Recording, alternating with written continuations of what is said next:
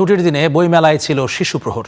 বেলা 11টা থেকে দুপুর 1টা পর্যন্ত শিশুদের উচ্ছ্বাসে মুখর ছিল শিশু প্রহর প্রাঙ্গণ। এদিন শিশু প্রহরের মূল আকর্ষণ ছিল পাপেট শো। এই মুহূর্তে সেখানে কি চলছে, অমর একুশে বইমেলার সবশেষ খবর জানতে আমরা সরাসরি যোগ দিচ্ছি মৌমিতা মৌয়ের সঙ্গে, আমাদের সহকর্মী।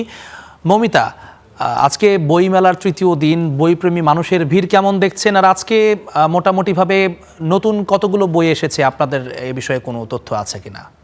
আজ আপনি যেমনটি বলছিলেন যে আজ মেলার তৃতীয় দিন এবং সকালবেলা থেকেই কিন্তু শিশু প্রহর ছিল এবং 1টা পর্যন্ত পাপেট শো ছিল এবং 1টার পরেও কিন্তু কিছু সময় বিকেলেও আমরা পাপেট শো দেখেছি এবং সেখানে কিন্তু শিশুদের মুখরতা ছিল। পাপেট শো, বাচ্চারা এবার মেলাতে সিসিমপুরকে মিস করেছে তারা বলছেন আমাদেরকে, এবং কিন্তু এই পাপেট শো কিন্তু তাদের সেই সিসিমপুরের যে অপূর্ণতা, সেই অপূর্ণতাকে পূর্ণতা দিয়েছেন। এবং এখন পর্যন্ত মেলার প্রথম দিনে মেলাতে নতুন কোনো বই আসেনি, কিন্তু গতকাল থেকে মেলাতে আজ পর্যন্ত আমার কাছে পাওয়া তথ্য অনুযায়ী 29টি নতুন বই এখন পর্যন্ত মেলায় এসেছে এবং বই প্রেমীরা কিন্তু মেলায় আস্তে আস্তে ভিড় জমাচ্ছেন। গতকাল ছুটির দিন হওয়াতে গতকাল যদিও একটু ভিড় আজকের তুলনায় বেশি ছিল এবং গতকাল কিন্তু শিশুদের পদচারণাও এই মেলা প্রাঙ্গণে আজকের তুলনায় বেশি ছিল, কিন্তু আজ আবার কিছু কর্মজীবী মানুষের অফিস থাকার কারণে হয়তো সেই ব্যস্ততা কাটিয়ে তারা আজ মেলায় আসতে পারেননি। কিন্তু ছুটির দিনগুলোতে আমরা বিগত বছরগুলোতেও যেমন দেখেছি মেলা প্রাঙ্গণে ভিড়,